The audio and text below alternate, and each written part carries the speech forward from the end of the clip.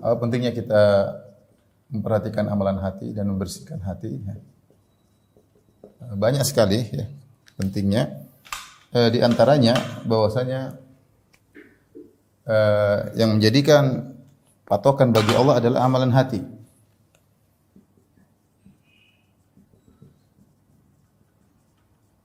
Di sisi Allah adalah amalan hati. Makanya takwa tempatnya di hati.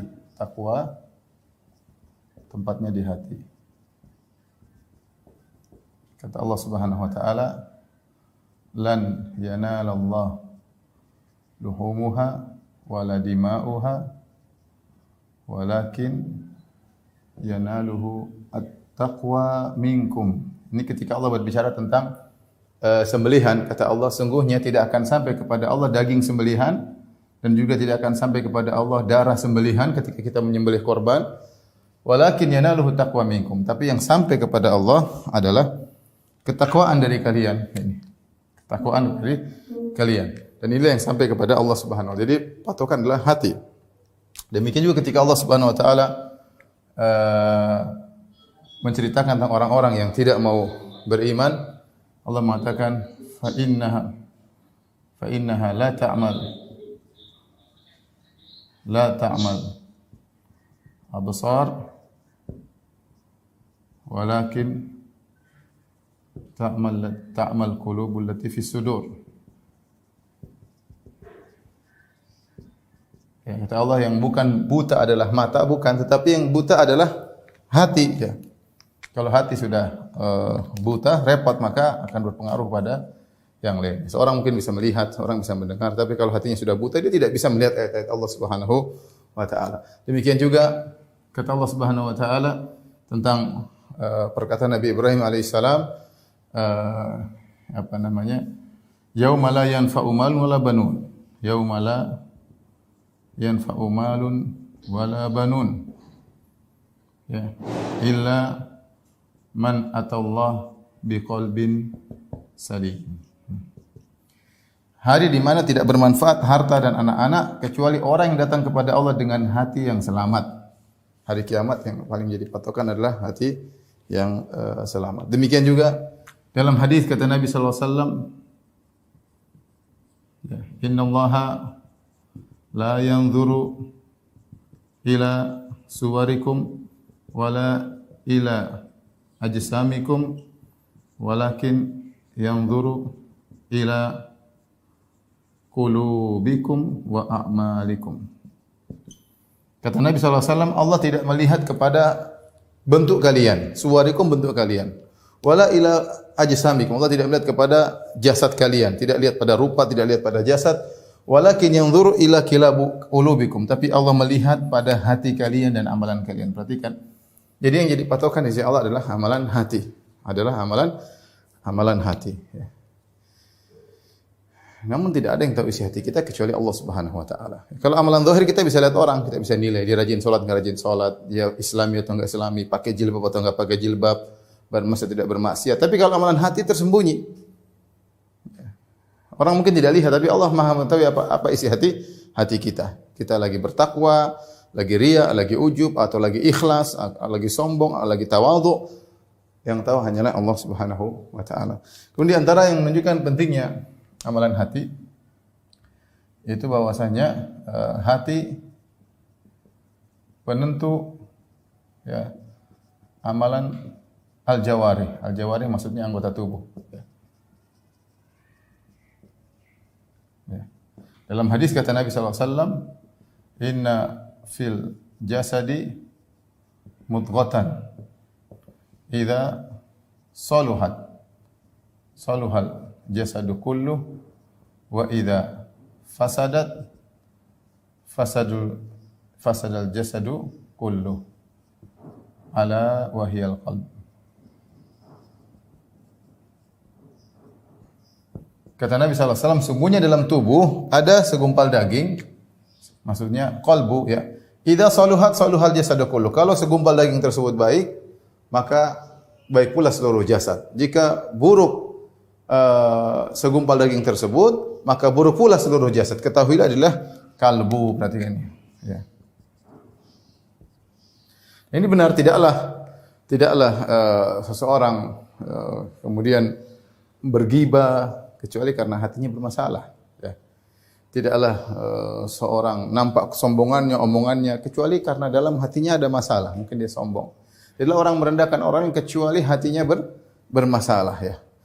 Cara jalan orang, terus sukanya apa yang dia lakukan, itu semua adalah sebab hatinya. Karena hati ini yang mengatur, ya, atau qalbu kita yang mengatur anggota tubuh kita. Maka jelas bahwasanya kalau seorang membersihkan hatinya, maka akan berpengaruh, berdampak pada jawarihnya. Penyakit hati sangat banyak ya. Kalau kita bersihkan, maka akan nampak pengaruhnya pada anggota tubuh kita. Kemudian di antaranya, ya, bahwasanya hati adalah tempatnya kebahagiaan.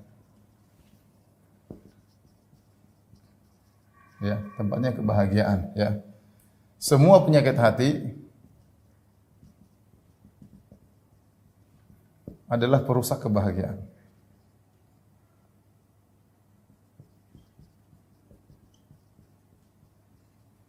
Ya. Maka seorang berusaha membersihkan hatinya. Seorang paling bahagia siapa? Orang yang qanaah. Yang menerima dengan tidak syuh, tidak pelit. Orang yang paling bahagia adalah orang yang ikhlas. Ini paling bahagia. Orang yang paling bahagia adalah orang yang pemaaf, tidak dendam. Orang yang paling bahagia siapa? Orang yang tidak hasad. Orang paling bahagia. Siapa orang tidak bahagia? Yang dia hasad, dengki, dendam, ya, sombong. Ini orang-orang yang tidak bahagia. Maka ketika kita sedang berbicara dosa-dosa hati dan berusaha untuk membersihkannya, sungguhnya kita sedang berbicara bagaimana meraih kebahagiaan. Ya. Karena kebahagiaan tempatnya di qalbu kita. Kebahagiaan tempatnya di qalbu kita, dan semua yang penyakit hati ini yang merusak kebahagiaan seseorang. Ya. Terkadang kita dapati sebagian orang mungkin hidup sederhana, tinggal di kampung, hidup sederhana, tapi dia bahagia. Kalau kita ketemu murah senyum, kalau berkata-kata kita senang ngobrol dengan dia. Kenapa? Tidak ada kesombongan pun dari ucapannya. Tidak ada nampak hasad dari hatinya. Mungkin kita penampilan necis, mungkin pakai jam mahal, pakai baju mahal, dia biasa-biasa aja, dia tidak hasad, dia tidak dengki, dia tersenyum, dia ramah. Kenapa? Karena hatinya bersih. Karena hatinya bersih. Oleh karenanya hati adalah tempatnya kebahagiaan. Semua penyakit hati adalah perusak kebahagiaan. Ketika kita berusaha membersihkan penyakit-penyakit hati, sungguhnya kita sedang berusaha meraih kebahagiaan kita yang hakiki. Kemudian Nabi SAW mengabarkan,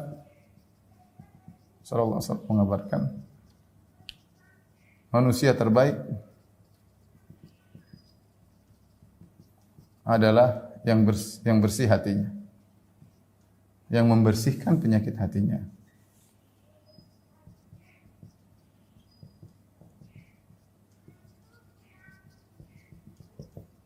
Apa kata Nabi SAW? Ketika Nabi SAW qila lahu, Nabi ditanyakan, ayun nasi afdal? Ya Rasulullah, siapa manusia terbaik? Ya. Rasulullah ditanya, ayun nasi afdal? Siapa orang terbaik? Paling afdal. Apa jawaban Nabi SAW? Kullu mahmumil qalbi saduqil lisan. Kata Nabi SAW, kullu mahmumil qalbi wa saduqil lisan. Para sahabat bertanya, ini yang lisannya jujur. Lisannya jujur. Hatinya dibersihkan. Inilah manusia terbaik. Para sahabat bertanya, ya Rasulullah, saduqul lisan arafnahu. Ya Rasulullah, lisan yang jujur kami tahu. Fama mahmumul qalb? Apa itu mahmumul qalb? Mahmumul qalb adalah hati yang dibersihkan. Ternyata mahmum itu adalah dari kata yang maknanya adalah miknasah, yang artinya menyapu. Jadi mahmumul qalb artinya hati yang dibersihkan. Seakan-akan kalau kita punya rumah sering masuk kotoran, debu setiap hari, kita tiap hari harus membersihkannya. Itu tidak? Iya, tiap hari kita harus membersihkannya. Ya, Nabi menyamakan hati itu seperti rumah yang harus dibersihkan setiap hari. Ya, karena kita tahu ketika kita berinteraksi, ketika kita melihat, ketika kita mendengar, ketika kita bermasalah dengan orang, pasti ada hal-hal yang mungkin membuat kita mau sombong, membuat kita mau angkuh, membuat kita punya dapat naik jabatan. Nah ini membuat kita bisa jadi sombong, bisa angkuh. Melihat orang punya kelebihan yang banyak, mungkin kita bisa hasad dan macam-macam. Ya, ini semua bisa saja datang dalam hati. Maka kita setiap hari harus bersihkan penyakit-penyakit tersebut. Maka kita menjadi manusia yang terbaik. Dan Allah Subhanahu Wa Taala berfirman tentang hati.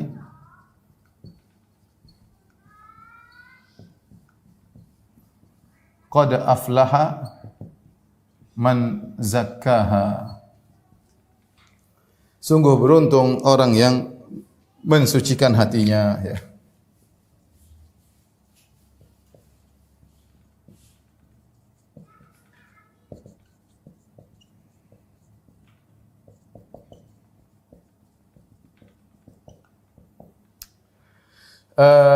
Ikhwan dan akhwat yang dirahmati Allah Subhanahu wa taala, amalan hati, ya, hati ini ya sangat penting untuk kita pelajari, ya. Hendaknya perhatian kita kepada hati lebih daripada perhatian kita kepada amal jawarih, ya. Karena tadi saya sebutkan ini hati penentu. Kebanyakan kita atau sebagian kita lebih memperhatikan penampilan tubuhnya daripada bagaimana kondisi hatinya, ya. Harusnya sebaliknya, seorang lebih perhatian dengan kondisi hati. Bagaimana hatiku sekarang ini? Karena itu akan terpancar kepada anggota tubuhnya. Kondisi hatinya terpancar pada anggota tubuhnya. Maka seorang hati-hati, ya. Hatinya bagaimana? Dia harus peka tatkala ada penyakit, ya. Kayak ujub, apakah dia ria, apakah dia sombong, apakah dia angkuh. Dia harus peka untuk segera dia bersihkan. Jangan dia berjalan tanpa pedulikan isi hatinya, jangan. Ya. Dia berusaha memperhatikan isi hatinya, ya. Dan hati, ya, memiliki amalan-amalan, ya. Hati memiliki amalan-amalan. Hati bisa sedih, bisa gembira, bisa takut, bisa berhasrat. Hati bisa banyak amalan bisa dilakukan oleh hati. Hati kita bisa melakukan banyak amalan. Oleh karenanya, sebagaimana lisan kita dimintai pertanggungjawaban, pandangan kita diminta pertanggungjawaban, tangan kita, kaki kita diminta pertanggungjawaban, hati kita juga akan ditanya oleh Allah diminta pertanggungjawaban. Ya. Makanya kata Allah Subhanahu wa taala, fala taqfu wa la taqfu ma laysa laka bihi ilm. Jangan kau ikuti apa yang kau tidak punya ilmu tentangnya. Innas sam'a wal basara wal fuad kullu ulaika kana anhu mas'ula. Sungguhnya pendengaran, penglihatan dan hati semuanya akan ditanya oleh Allah Subhanahu wa taala, diminta pertanggungjawaban oleh Allah Subhanahu wa taala.